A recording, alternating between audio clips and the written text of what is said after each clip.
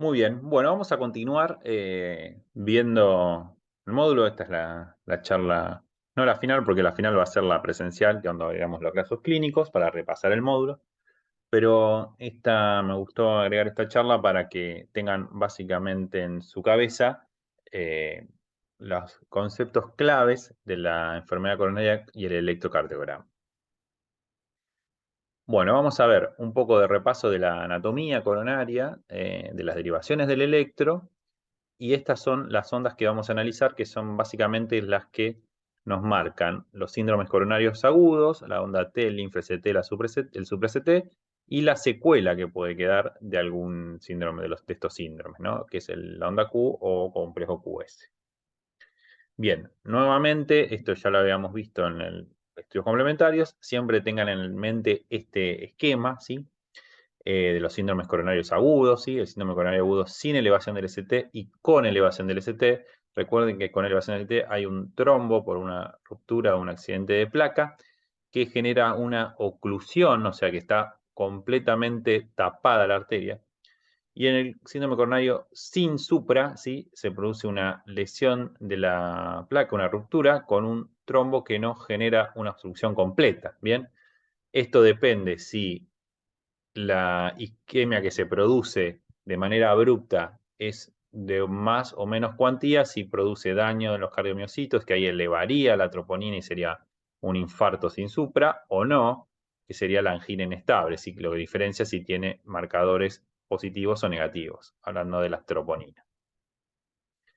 Esto es lo mismo que ya habíamos visto. Recuerden que en el síndrome coronario crónico la placa está estable y hay una obstrucción fija, y en los coronarios agudos hay una ruptura de la placa con un trombo que obstruye completamente o parcialmente a la arteria.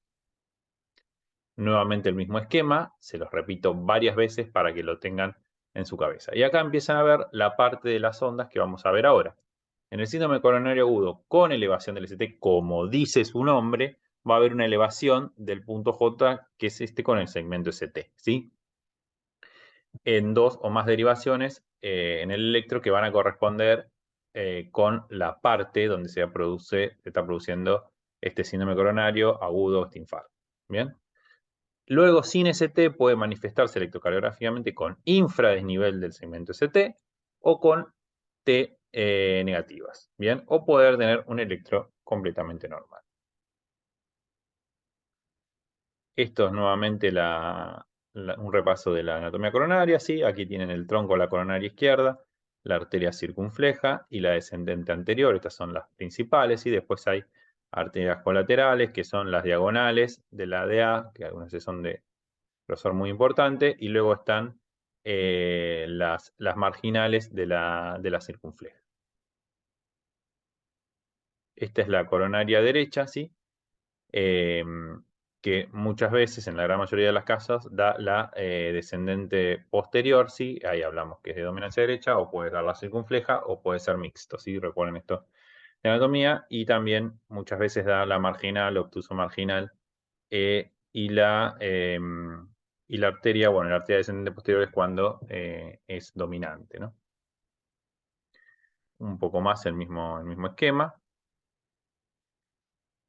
Esta es la manera que tenemos de segmentar el corazón, que también ya lo hemos visto, más que nada al ventrículo izquierdo, ¿sí? Estos son los segmentos del ventrículo izquierdo. Aquí los tenemos, son 17 segmentos en los que lo dividimos, ¿sí? Estos son cortes. Todos agarran el ventrículo izquierdo y lo cortan de manera coronal, punta. Esta región, este sector es el sector apical, medio y la base del ventrículo, y cada uno se divide en sectores, ¿no? Más que nada los sectores de la cara anterior, de la cara lateral, de la inferior y de la septal, ¿sí? Y depende de cada sector, llega a irrigar una arteria. Obviamente en los anteriores, en los anteroseptales, va a estar la arteria descendente anterior, en los laterales la circunfleja, y en los inferiores la coronaria derecha con su arteria descendente posterior. Este esquema que está acá es el mismo que este que está acá. Imagínenselo como que lo están aplastando como si fuera una torta, y lo tienen aquí dibujado a todo el corazón como aplastado, ¿sí? Esta es la punta, esta es la cara anterior, la cara lateral, la cara septal y la cara inferior. Y en estos esquemas que están aquí abajo ven las arterias que irrigan a cada cara, ¿no? cara, digamos, anterior y parte del septal, la arteria descendente anterior, la coronaria derecha se encarga de la cara inferior y parte de la septal inferior, y la circunfleja, ¿sí?, se encarga de la cara lateral predominantemente y algunas veces comparte parte de la cara, cara inferior con la coronaria derecha. Eso va a depender del tema de la dominancia, pero esto sería lo más clásico. Bueno, en el electrocardiograma es como un panóptico del cual vemos al corazón, ¿sí?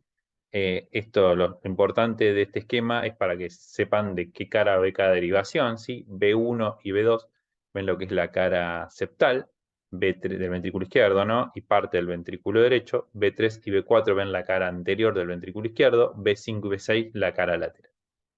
Luego en las derivaciones de dos miembros, D2, D3 y ABF ven la cara inferior, D1 y ABL ven la cara lateral, lateral alta predominantemente. Y ABR ve a todo el corazón desde el lado derecho. Habitualmente estas son todas ondas negativas porque todos los vectores se dirigen para este lado. Bueno, esta sería como la taquigrafía o el esquema en la isquemia, en los síndromes coronarios agudos, ¿sí? Pueden encontrar supra-CT, infra-CT, T negativa o T positiva simétrica con QT prolongado. Ahora lo vamos a ir viendo cada uno. Y la onda Q es cuando ya, o QS cuando ya hay secuela.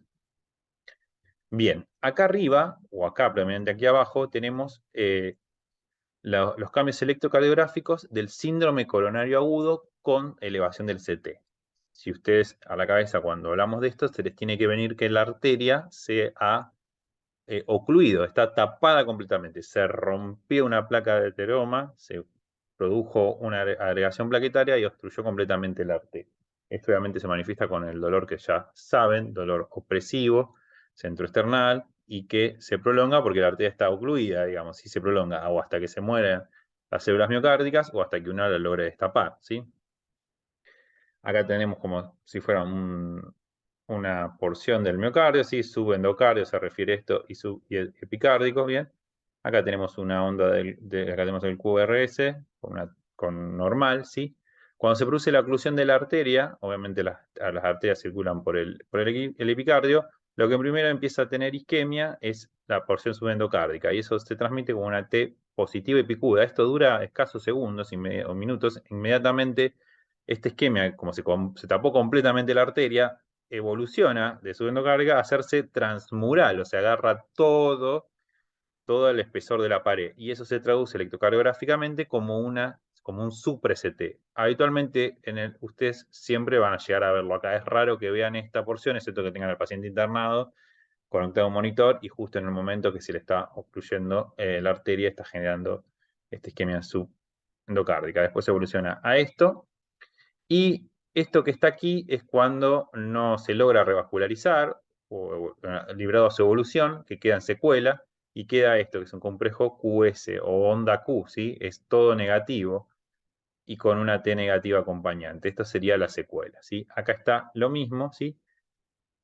Este complejo QRS normal, la T picuda, cuando es subendocárdica, pero esto inmediatamente evoluciona transmural, hace un supra-CT, y luego, liberado su evolución, queda con esto que es el complejo Q, la onda Q, ¿sí? Esto que está acá es el infra-ST, que ahora lo vamos a ver. Fíjense que el ST está infradesnivelado. Esta sería la línea de base y este es el ST. Acá está la línea de base y este es el ST elevado. Bien, bueno, acá habla de las definiciones. Sepan, hay algunas excepciones, algunas derivaciones que es es normal que esté un poquito elevado el ST, predominantemente son B2 y B3 y depende de la edad, ¿sí? Pero ya el ST si se eleva ya más de 1 milímetro es patológico, ¿sí? Y el ST si desciende menos de, digamos, de medio cuadradito pequeño, 0,05 milivolts, en algunas derivaciones hasta un milímetro también, es patológico, ¿sí? Como concepto grande y general, sepan que si eleva el ST más de 1 milímetro es patológico, o deprime más de 1 ya también es patológico, ¿sí? Bueno, después tenemos de vuelta más de lo mismo, ¿sí? Infarto en evolución, esto es lo que le estaba marcando recién, se ocluye la arteria, inmediatamente hay isquemia subendocárdica porque es lo que primero empieza a sufrir la falta de oxígeno, que hace la T positiva picuda. Inmediatamente, cuando evoluciona todo el espesor miocárdico, hace esto que es el supra. Lo pueden llegar a leer como subepicárdico. A mí no me gusta decir subepicárdico porque en realidad es transmural, ¿sí? Es toda la pared. Y luego de librado su evolución, evoluciona con esto que es una onda Q y luego termina con el complejo QSO, que esto es una secuela de infarto, ¿bien? Acá es el ejemplo de espasmo coronario, y si yo también me gusta usarlo como el ejemplo de que ustedes destapan la arteria, la revascularizan, por ejemplo, con la colocación de un stent o un fármaco fibrinolítico, ¿sí? De vuelta a lo mismo, la T picuda y simétrica evoluciona a supra-CT, ustedes le dan un tratamiento de revascularización y fíjense cómo el supra-CT baja y queda sin Q, o sea, queda sin secuela. Lo mismo pasa en el espasmo coronario, si se resuelve rápidamente, hay un espasmo coronario, en vez de generarse una obstrucción de la arteria por un accidente de placa, por una ruptura de la placa de ateroma, se produce por un vasoespasmo, la arteria se contrae, ¿sí? Eso es el mecanismo fisiológico distinto, porque eso después uno lo trata y se desobstruye rápidamente y mejora la isquemia, ¿bien? Y después, esto es para supra. Y para el subendocárdico, ¿sí? Cuando hablamos predominantemente de infra, ST, ¿sí? Frente cuando la isquemia subendocárdica no, digamos, se puede producir porque se obstruyó la arteria no completamente, ¿sí? O porque hay un aumento de la demanda en una obstrucción fija, ¿sí? Entonces, este infra-CT habitualmente no habla de que la arteria todavía tiene flujo, digamos, ¿sí? No es que está ocluida. Si está ocluida, evidentemente siempre termina en supra-ST, ¿sí? Lo mismo, ¿sí? Como va evolucionando, normal, segundos, minutos el supra, horas con la onda Q y después quedan con todos los complejos Q, excepto que lo revascularicen y eviten la secuela. Acá tienen un electro, fíjense, acá está D1, D2, D3, AB, F, AB, RABL, B1, B2, B3, B4, B5, B6, y acá abajo hay una tira de 2, este es un infarto con supra CT, con elevación del CT en B2, B3, B4, B5, B6, es un infarto anterior extenso. Lo que marca la parte que más está sufriendo es el eje del ST. Fíjense que está recontra elevado en B4 y B5, en B3 y después en los otros también, pero acá es donde más elevado está.